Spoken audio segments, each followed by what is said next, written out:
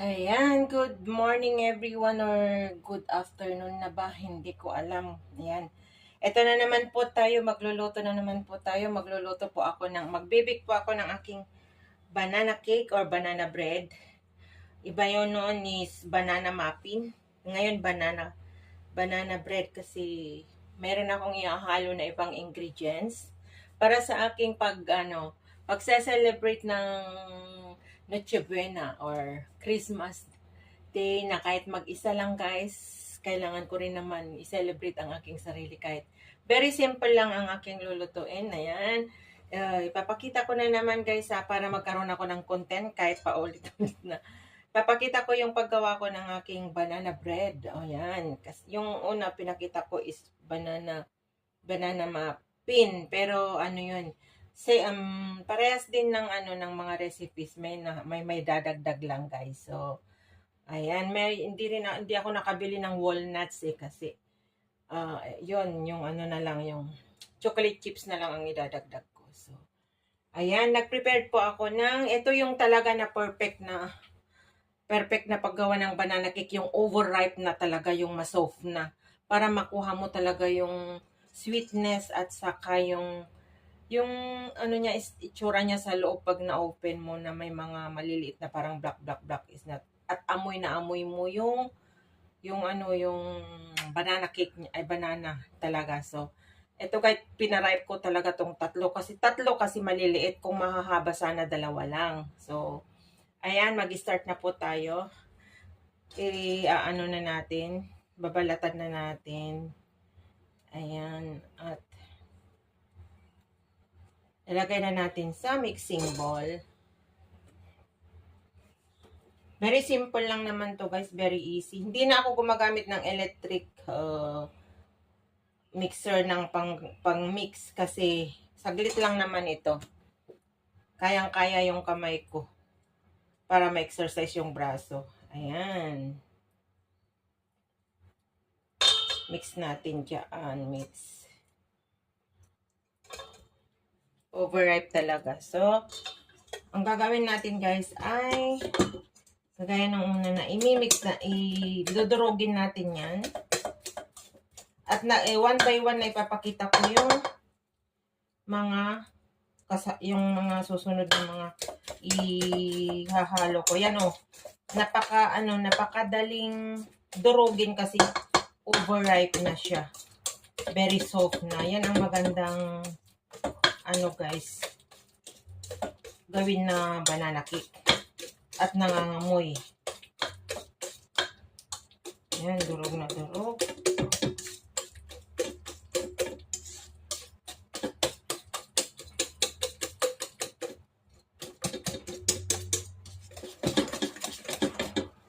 Yan, nadurog na.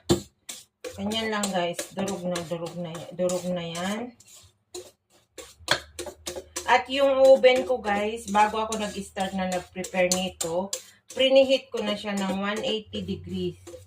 Tapos, para uminit, para madali lang maluto. Pero mamaya, pag nakita nyo na umalsa na going to cook na siya, is i-reduce ko po yun ng temperature niya para hindi mabigla, para hindi masunog, para slowly na maluto sa gitna. I-reduce ko yan ng 150 degree o 140. Depende sa kulay na makita mo. At kung maluluto naman guys is, makikita nyo naman, tusukin nyo sa gitna ng stick. Kung wala nang dumikit, luto na po yun. Yan. Tapos, ang susunod naman guys ay yung minasure ko na sugar. Ang sugar ko talaga is light brown sugar kasi nga less ng sweet. Ayaw ko yung white sugar. So, supposed to be ang measurement niya guys sa sugar, kung gusto mo kunin talaga yung recipe, is 150 grams. Pero sa akin, kinuha ko lang 100 grams. Nag-reduce po ako ng sugar kasi ayaw ko nang matamis masyado. So, ilalagay na natin dyan. At ihahalo natin. One by one na ihahalo natin, guys.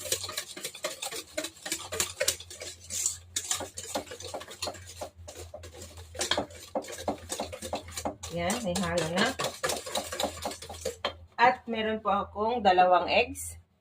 Yan, 2 eggs. I-break natin dyan.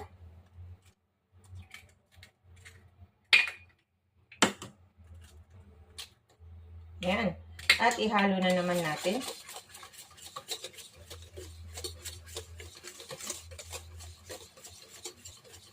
Ganyan lang, guys. Ang kasimple ng paggawa ng banana bread or banana cake. Tapos, meron po akong cooking oil. Kasi, cooking oil ang ilalagay ko, hindi butter. Mas prepared ko ang cooking oil, guys. So, ayan. Ang cooking oil ko ay 100 grams. Kung butter naman ang gagamitin nyo is 250 grams. Sa akin ito, yung coconut, ay yung oil ko, cooking oil ay is 100 grams. So, ayan. Para hindi mag-stick, ay para makuha mo talaga yung tamang lasa. Yan, i-mix mo lang talaga dyan. Mix, mix, mix.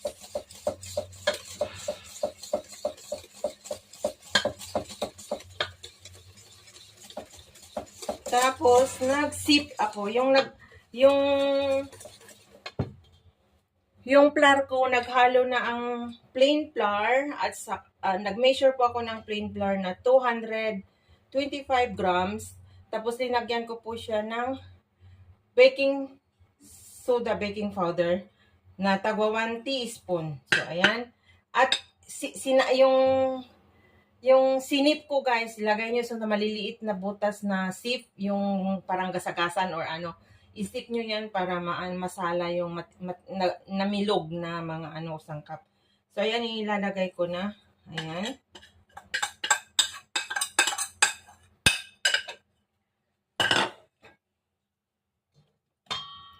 At ihalo na naman natin. Agoy. Maglalagay po tayo ng 2 tablespoon of pressed milk. Any kind of brand na milk, basta pressed milk yan. 2 tablespoon. Yan, guys.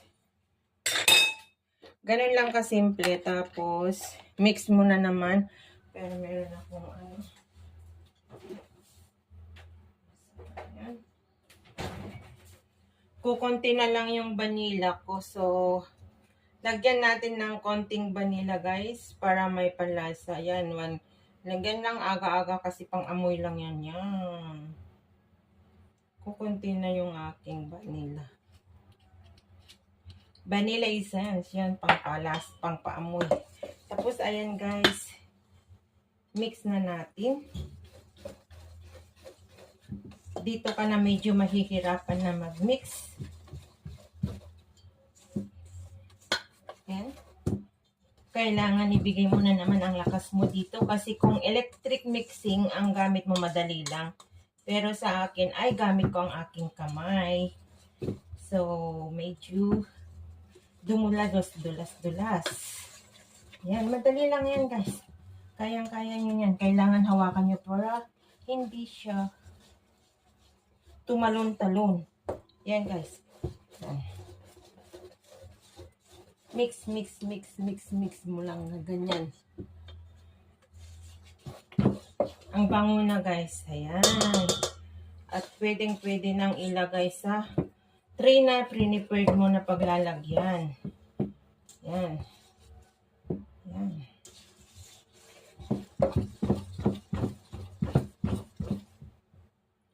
Kung makita nyo, guys, na masyado malabo na hindi na water, dagdagan nyo ng 1 tablespoon again ng milk. At medyo malapot yung sa akin, lalagyan ko ng 1 tablespoon. So, naging 3 tablespoon yung sugar, yung milk ko.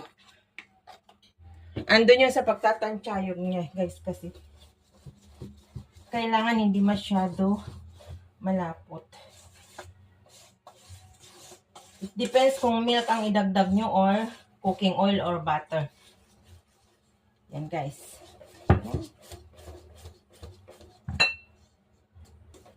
Na-mix na. Ganyan lang kadali.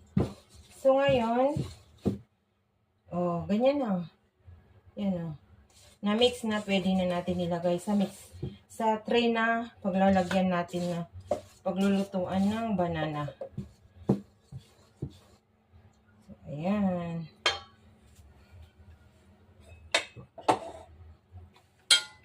All on lang guys ha. Kasi magkakayod ako ng ng banana. Shout out sa inyong lahat dyan.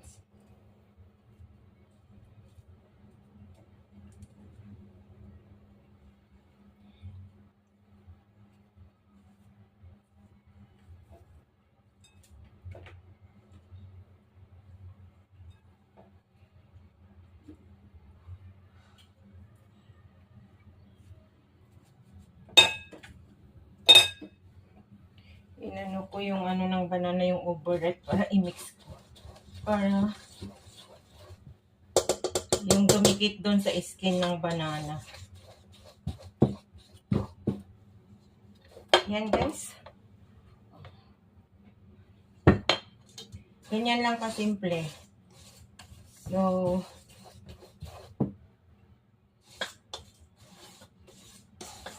ilalagay ko na yung chocolate chips.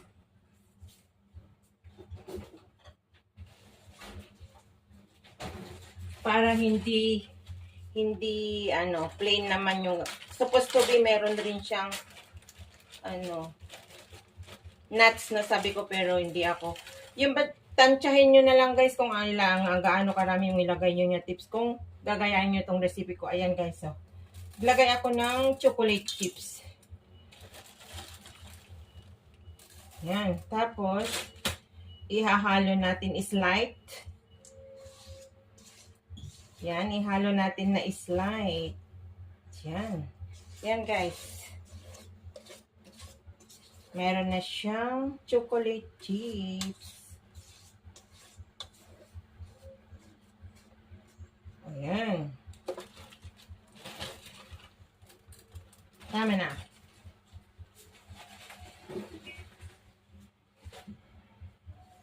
Tapos, yan guys, oh. Meron na siyang chocolate chips. Halo lang natin na slice. Na slice. Yan. Tapos, pwede na tayo maglagay doon sa tray na prepare ko kanina. Na pang banana cake or banana. Yan. Nag-prepare po ako. Ganito po ang ng tray ng banana cake or banana bread. So, lalagyan natin yan. Dire-diretso na, hindi ko na pinatay. Ayan. Lagyan na natin para may lagay na natin sa oven. Kasi mainit na yung oven. Ganyan lang kadali. Kasi, yan. Since special naman ang isi-celebrate natin. So, special din yung ginawa kong cake.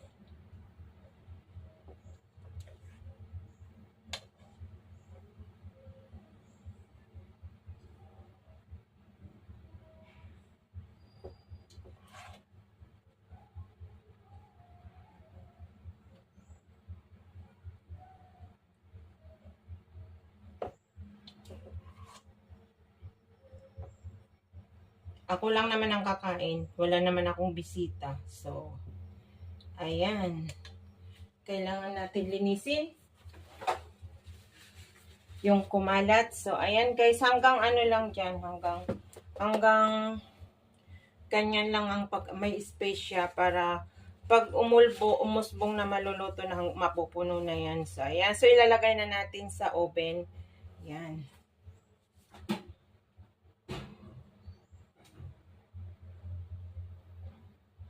Yan, nilagay. Tapos, meron pang isa. Yung maliit, ayan guys.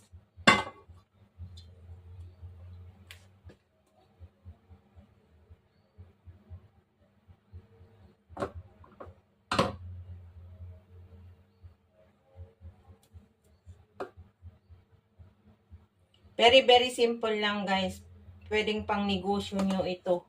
Kung gusto nyong gayahin. For me, pangkain ko lang.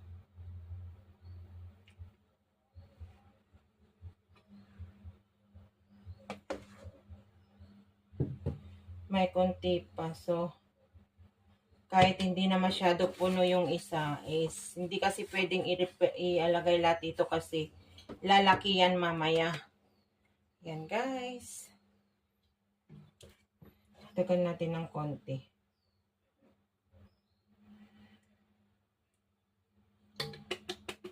Ayan. Lagay ko na naman. Tapos, meron konti, lagay na lang natin kahit hindi na mapupuno at least. Para hindi naman masayang. Ano pa ito eh. Kahit half na lang ito mamaya, okay lang. Ayan. Kasi hindi naman ako gumawa ng marami kasi nga ako lang naman ang kakain.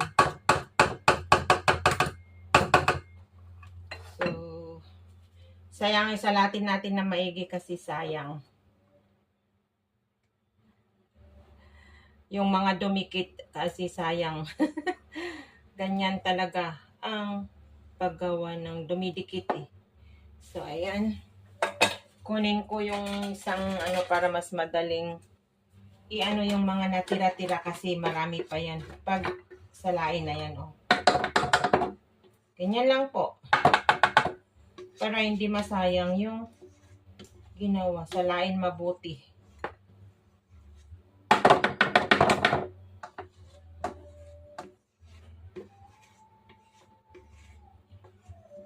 At susunod na gagawin ko ay yung macaroni, chicken macaroni salad. Ayan, tapos bukas na araw ng Pasko ay saka ko nalutuin yung pansit ko, pansit canton. Ito muna yung linoto ko para may lagay ko sa rep. Yung mauna. Kasi hindi ko naman makain lang. Hindi naman, pag makakain lang ako ng macaroni, tama na yun. Busog na ako. So, ayan. Ganyan lang kasimple guys. Ang paggawa ng banana cake or banana bread na sabi nila. Pero banana cake ito. Meron oh. Hindi niya masyado na ano sa gitna pero it's okay. Para hindi naman nalangan naman ano lutuin ko pa rin. So ayan guys.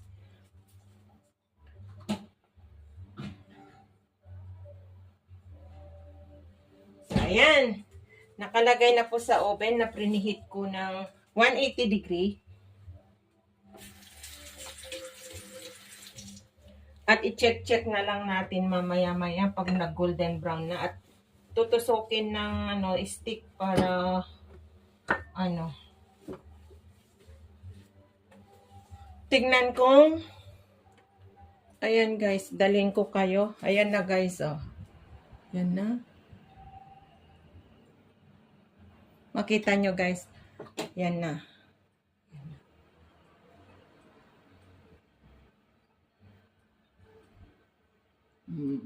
So, ayan guys, ang aking finished product ng aking banana cake. Ayan, tatlo yan. Yung isa ay hiniwaan ko para makita nyo po yung kanyang itsura sa loob. Ayan guys. Banana cake yan or bread. Ayan. Hindi ko pa ini-slice yung dalawa kasi re-reserve ko yan sa aking Noche Buena. Ayan. Hope you enjoy watching guys sa mga simpleng pagluto-luto ko sa aking mga kinakain na lalo na po akong tumataba nito. Ayan guys, so yung hiwa ng aking banana cake. Yan. Yung mga mahilig magluto, madali nyo lang yan mapag-aralan or maluto ang mga pinapakita ko na simple menu. Yan. Advance Merry Christmas, guys! Shout out na lang sa inyong lahat. I love you all. Yan, guys. Good morning, good morning. Magluluto po tayo ng aking kakainin for lunch. Merry Christmas, everyone. Today is Christmas at wala pang kain. And talagang minimiss ko naman ang pagkain ko in the morning. So, ayan, magluluto po tayo ng aking kakainin for Christmas Day kahit mag-isa lang. And kagabi ang kinain ko ay pansit at saka banana cake at saka macaroni salad. And mamaya mag-init ako ng pansit.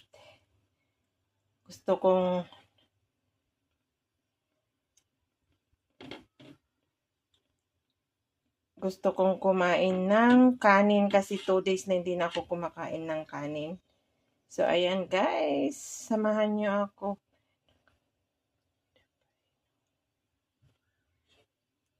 Samahan nyo ako sa aking pagluluto.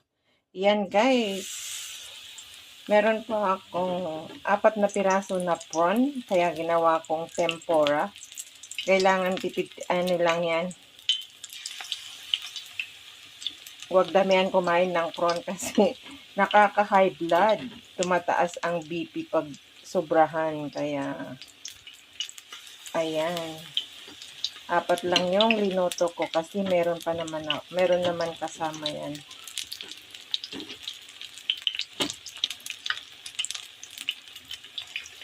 So, ayan. 4 lang yan, guys.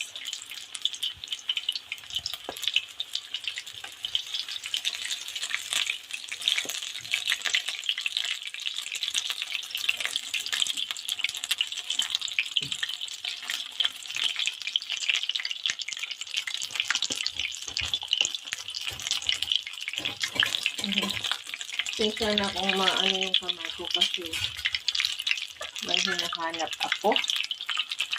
Hawak ko ang cellphone na gamit ko sa pagluluto. Ayan.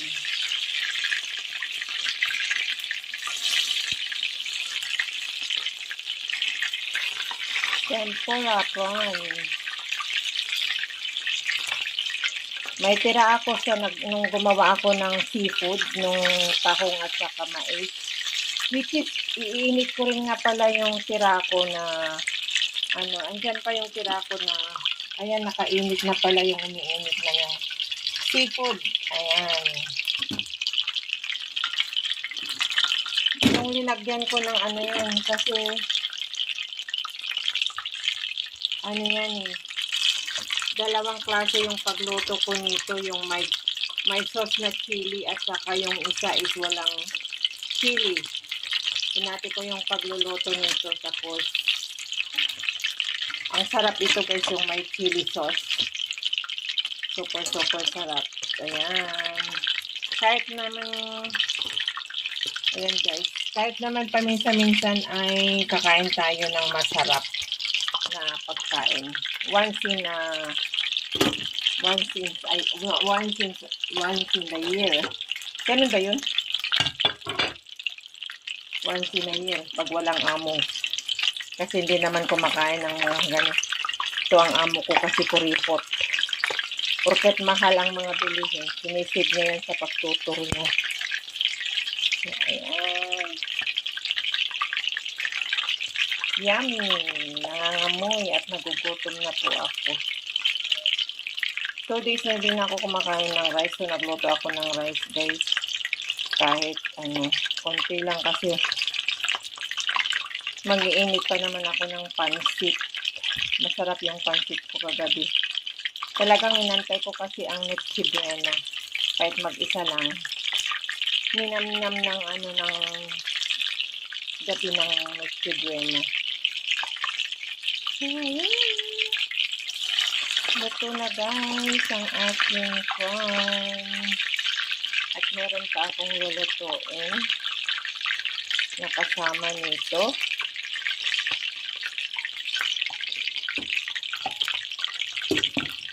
maghapon ko na rin naman kainin ito eh. Magluto lang ako one time and then ayan, luto na guys. At hindi ko nalagyan ng paper towel yun. Hawak ko yung cellphone, lalagyan ko later. Guys.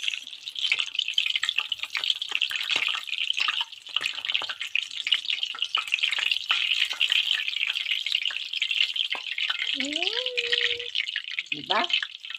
Simpleng lang. Simpleng pagkain sa Pasko. At alam ko mainggit na naman ang anak ko nito. Mama, pahingi. Sasabihin na naman niya. So, meron akong chicken na 3 na ipriprito. Ayan. Chicken yan. Boneless chicken. Yummy. Spicy. Ayan. So, diba?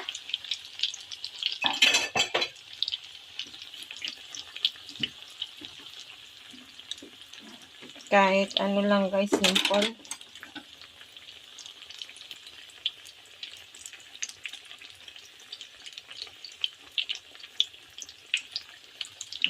Tatlong piraso kasi. Yung dalawa naluto ko na nun. Marinated with to guys, spices and flour. Basta black pepper. At linagay ko sa frozen.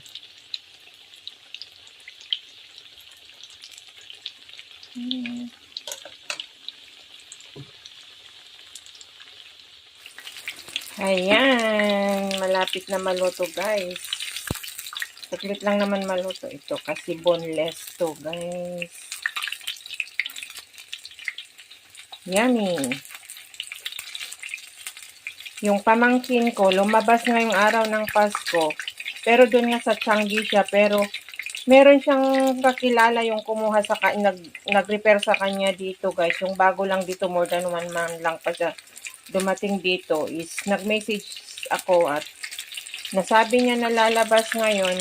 Pero yung pupuntahan niya na taga rin sa amin is andito rin pala siya sa Along River Valley. Tinatanong ko kung saan banda dito sa River Valley para mag-meet sana kami. Hindi naman sinasagot kung saan banda. Iimbitahin ko sana dito na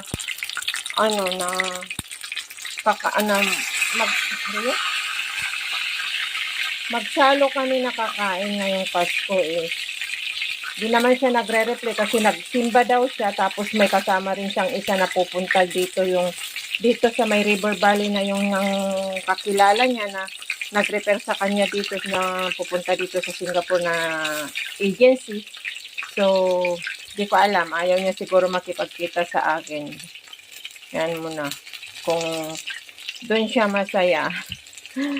Nagme-message ako, nakikipag-messagean ako. Hindi naman niya sinagot kung saan banda dito sa may River Valley para i-meet ko sana siya at imbitahin ko dito ngayon, walang amo ko. Pero hindi naman siya nag-reply. So, enjoy mo na lang anak ang Christmas Day mo para hindi ka naman maboring or ma-homesick.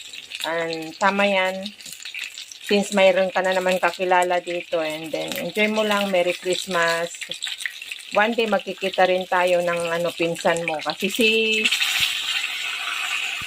yung isang ko, pamangkin ko na nakatira diyan sa may Clemente is sa 29 naman ang labas niya, pero may birthday daw sila nga pupuntahan. Ayaw nila makipagkita sa akin. Ayan, naluto na po guys at papatayin ko na. Ayan. Merry Christmas and advance Happy New Year again guys sa atin lahat. At luto na ang aking chicken with crispy chicken.